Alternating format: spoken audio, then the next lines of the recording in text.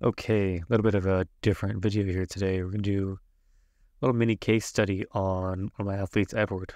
Just had the block of a lifetime, um, essentially. So we're going to talk about why it went well, what our thought process was when I was writing it, during it, things we discussed during the block. Did I think it was going to go this well? What was I expecting from this? Um, And, looking back, why did it go well? What were all the variables on my part and on his part that kind of came together to make it go well? And where do we go from here? Do we run it again? Do we make small changes and keep going? Or do we back off completely? So we're going to go through a lot of that and just talk about like what happened essentially. So this training block had top doubles, and the top set was the same for pretty much each lift. So here we got the whole layout of primary squat, bench, and deadlift as it goes across the weeks. I figured it kind of easy to see the full block layout like this, as opposed to clicking through the weeks one by one. And so you see everything remains stagnant. The back off percentages are the same, and the sets and the reps are all the same. And that goes for everything throughout the entire program. You see, nothing really changes. The only thing that changes is RPE. So the top set RPE was just RP6 for 1 through 3. And then week 4 it was RP7, week 5 RP8, week 6 RP9. And you see even the layout of these is all slightly different, but pretty much the same. Typically my default percentage for back off triples is 80%. But I know Edward tends to get beat up just a little bit. So on squat and deadlift, I lowered it just a tad, 79% on squat, 78% on deadlift. Why a 6-week training block? We found that Edward does really well with a slow, gradual build over a slightly longer period of time. Most of my athletes are in a 4-week block or a 5-week block, one even in a 3-week block, but as opposed to making more aggressive jumps and making bigger jumps in a shorter time frame. Through years of working together now, we have found that ramping up at a slower pace over a longer period of time is much better for Edward specifically. So that was the primary days. They're all triples with top set double. His secondary squat day was high bar sets of 4, fairly light. He actually kept going back and looking at all the numbers that he did. They were all between 70 and 80%. He did not go over 80% for sets of 4. And same thing for his tertiary squat. It was SSB for sets of 6, and these were extremely light. So none of these weights were written in. These were all chosen by him based on the RPs I prescribed, and he kept them all below 60% on this day. The reason that his variations are high bar and SSB are low bar tends to beat him up. It's quite pretty much that simple. If this were a peaking block, like if I had planned this to be a peaking block going into competition, we likely would have had 2 low bar days here. But that wasn't the plan. He's nowhere near competition. This is only about 3 or 4 training blocks post-competition, I think. So we're kind of deep into quote-unquote off-season work. And so I didn't think there was a need to bring 2 low bar days into this. And quite frankly, I did not expect it to go this well. But yeah, so he's pretty prone to bicep tendonitis and his shoulder getting aggravated and just little things like that do tend to mess with squat and bench press. And the big culprit is low bar squat. So year round on a general basis, we're not low bar squatting more than once a week. And we're definitely not low bar squatting heavy very frequently. So this block was the first heavy block in quite some time, even though previously he had top singles actually on the block just prior to this.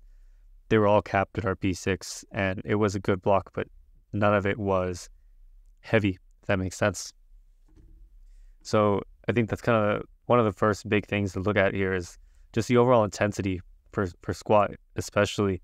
It was really, really, really low. And I think that kind of goes into, the long, slow buildup of his training style and what he responds well to.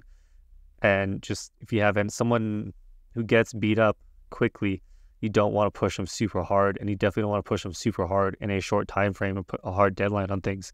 As instead, it's probably a lot more productive to slow down the pacing, slow down the progression, and draw it out a little bit. Towards the end of the block, he's a little bit beat up, but honestly, he's never super fatigued, and he never absolutely needs a deload. So we usually deload in between training blocks just as like a buffer, but rarely is it absolutely needed just because each training block is so long and he's never accumulating a lot of fatigue because the buildup is so slow and so gradual. For bench press, he is also benching 3 days a week. His secondary bench press is just a regular competition bench, and he was just doing some 5s here. And they're prescribed RP 6 to 8 as ramping sets. And it's the same thing. The highest weight he touched was 80%, and it was only 1 week that he actually got that heavy. Most of the time it was even below like 76%. And his tertiary bench day was close grip spoto press for sets of 6. Same thing, prescribed RP 6 to 8 as ascending sets. And the biggest weight that he hit here was only 77% of his max. So it really wasn't super heavy at all. The reason I programmed close grip spoto for him is our biggest technique work over the years on bench has been maintaining tightness throughout the entire range of motion, especially at the bottom. And then because he does not have a very big arch and he's more of a raw strength bench presser, close grip is kind of always in the mix, something to make the range of motion longer and use more raw pressing strength. So close grip combined with spoto press, maintaining tension at the bottom, has been a variation that's worked well for us in the past, and it's one that I like to throw in there a lot when there's as a general strength movement and there's not something specific that we need to work on. Clearly this block shows we had some pretty good results with it. And deadlift, he only deadlifts once a week on his primary deadlift day, and there's no secondary deadlift. Deadlifts tend to beat him up as well. So not super long ago, maybe only a year or two ago, we dropped the second deadlift day, and we haven't looked back. He's been making great progress since. From meet to meet, it's been very consistent and very steady. And that continues to be the case. We haven't felt the need to bring in more work or do anything like that. So there's no deadlift variations in his program. It's just one deadlift day year round. And the intensity does change year round. The volumes do change year round, but it's pretty much always just a competition deadlift. So now if we look at the next big thing to look at throughout a training block is pacing. So you keep saying a slow, gradual pace throughout the training block. These are the top sets throughout the entire training block. And so you can see week 1, he started off extremely light, made a decent sized jump to week 2, especially in squat. And then from here, it was all pretty moderate jumps up to the last one. And this just kind of goes to show, like, when you understand how that pacing works, there's no need to start heavy. A lot of people, if they want, let's say they want to go for a PR double or a PR squat or something, like, you don't need to start week 1 at 90%. You don't need to start at 95%. You can start as low as 80%, or this is even below 80%. So week 1 top double, he did around 76%, which is extremely light. And this is around mid 80s and so on. And then it was pretty steady progression from there. And then we'll go through all the videos of these after. None of them look super hard. And you can, that's another big point I want to make, is he really stuck to the RP prescription or under, but it wasn't over. That's kind of a good point you got to make there. When you have someone who is doing a longer training block, especially, even if they don't need a long, slow build, if they just have a long build in general, overdoing it too early can have pretty serious consequences sometimes. And at the best case scenario, the block just doesn't go well. But at the worst, it could be injuries or it could be lasting fatigue that even carries into the next training block. Deadlift, there's a blank week here. I believe he was traveling this week and just did not get deadlifts in. I don't know if you see this, and I was wrong there, correct me. But I was looking back on it. I'm pretty sure that that's what happened on that one. But yeah, the rest of the CC, it was a pretty slow, gradual build here, all the way up to a PR double. So this is a PR double on deadlift, a PR double on bench, which ties his best competition bench. And this is the most he's ever squatted, and it was for a double. So massive PRs all around. It's kind of why we're looking at this training block and looking at why it went so well. And so again, from a programming standpoint, I don't think there was anything super special about this when it comes to Edward's training. This is all pretty in line with stuff we've done before, and it hasn't been, insanely good results. Like usually, I expected just an average training block, to be honest. So I was asking Edward, some of his opinions on why he thinks it went so well, and kind of the big things he noted were, physically at least, keeping the secondary days in check, like I just mentioned, and not overdoing the secondary days, not needing to push them super hard or maybe go for rep PRs on high bar SSP, just kind of chilling, finding the weight that gets the work done and provides the training signals we want, but it's not too much and there's no acute fatigue carrying over to following training sessions. And then just in general, he kind of had everything dialed in. His nutrition was in check. He had the appropriate effort on accessories, doing the right accessories, and he just had a good mentality. He's been really locked in training for the last couple of years mentally. He's been very confident in himself, very sure of himself. Our technique has been dialed in for quite some time, so there's nothing really more that needs to be fixed per se. It's just about continuing to dial in all of the small factors. And during this time period, he really had it dialed in. Recovery was on point, and he was doing all of the little things that he needed to do, even when it came to stress management from work as well. He's notorious in the past for overworking himself to the point of having health issues. And so managing work stress was also a really big factor that he did really well, and I think played a massive role in the success of this training block. And so then where do we go from here? If you have a block of doubles, do we now do a block of singles and essentially repeat everything, essentially the same, try to replicate it and try to replicate the results, but hitting a PR single, right? Because that's what we want as powerlifters, is a PR single. Do we find a competition in the next 6 or 7 weeks to try to hit all these numbers on the platform? You could, and there's definitely an argument to be made for running with the momentum and keeping it going. And I think if Edward were a newer lifter, then that would be the case. I think if Edward was 1 to 3 or 4 years into training and we had a block like this, I would very strongly be leaning towards, that. Put in the singles, keep everything else almost exactly the same, make small tweaks here and there, just so we're not doing the exact same thing again, and run it. And I think that would work really well. I've done that quite a lot in the past as well. But there are a couple of factors here that are leading us to back off. So one is, like I said, he's prone to a lot of tendonitis and a lot of shoulder issues and things like that. And squatting heavy low bar is the main culprit of that, the main cause. And it's kind of what happened here. So weeks 4, 5, and 6 in this training block, he was starting to get pretty aggravated in the shoulder. And that was definitely not something that we wanted to make worse. So if we had kept another block going, I think there's a high chance that it would not have gone the way we wanted it to, and that it probably would have ended subpar and pretty disappointing due to the shoulder just kind of getting in the way of squat and bench.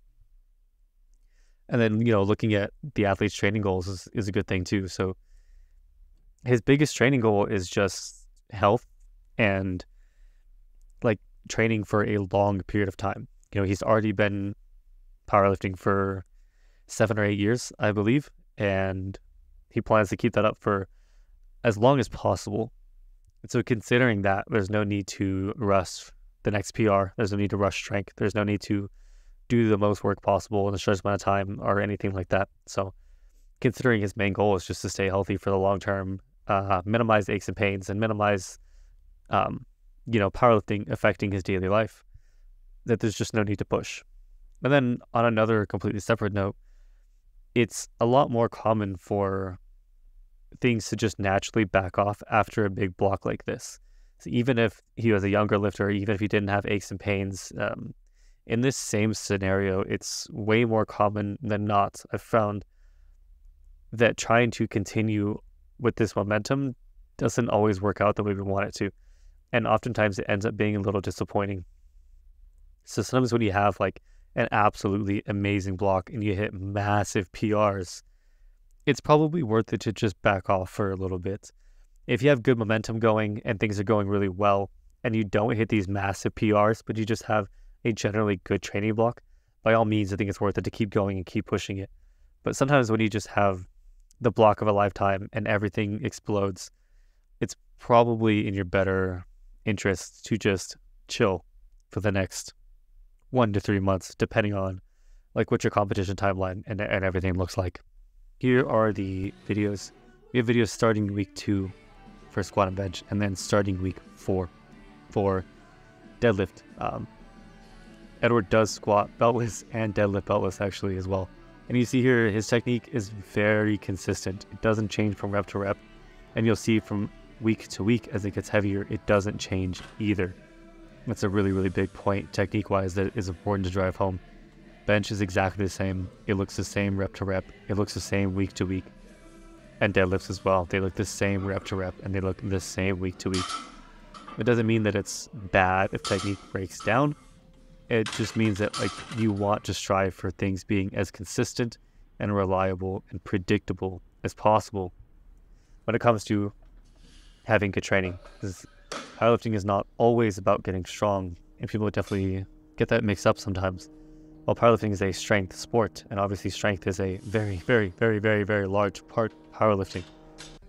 It's not the only part, and it's a very, very specific type of strength, 1. And 2, it's your ability to display this strength on a specific day, under specific settings, specific rules, specific conditions that you are not in control of.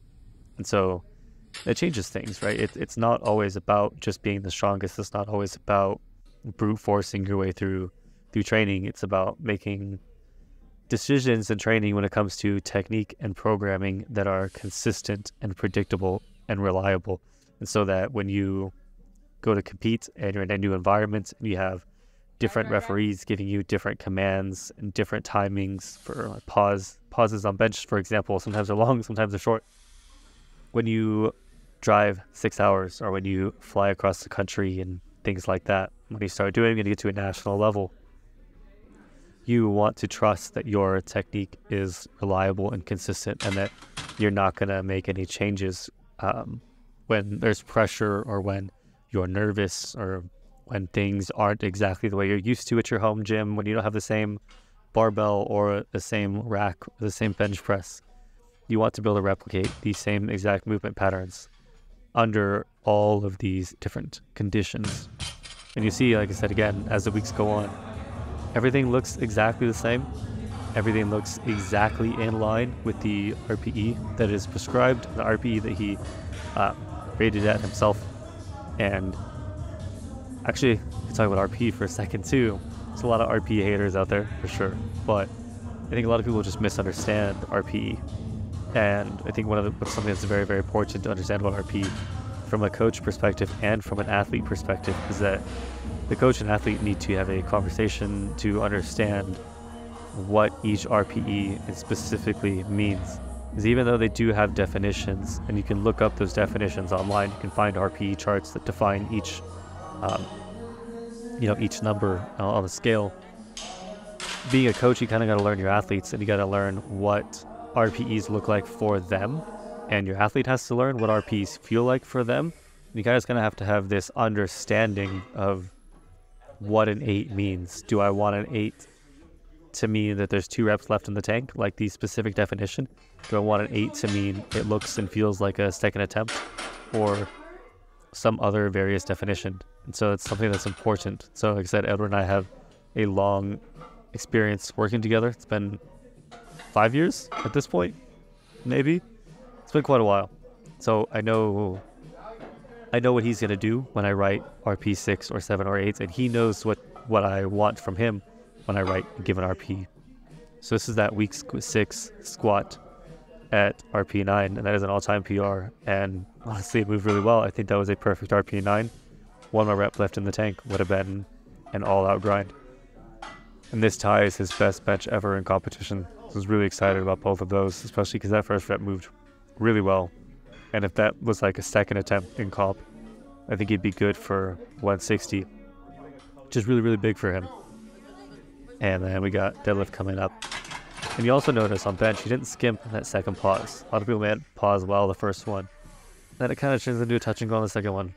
Like I said, everything he does is extremely consistent. And that's, I'll say it again, very important. Deadlift again looks like a perfect RP9 with 1 rep left on the tank. And yes, that's about all I got here.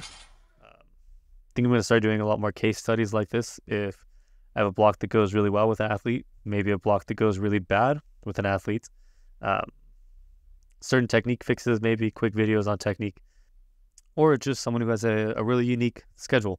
Maybe they're super busy. Maybe they only lift 3 days a week. Maybe they lift 6 days a week or something like that. Maybe they're doing just something different from what's considered normal in most of today's powerlifting. So yeah, stay tuned for more case studies like this in the future.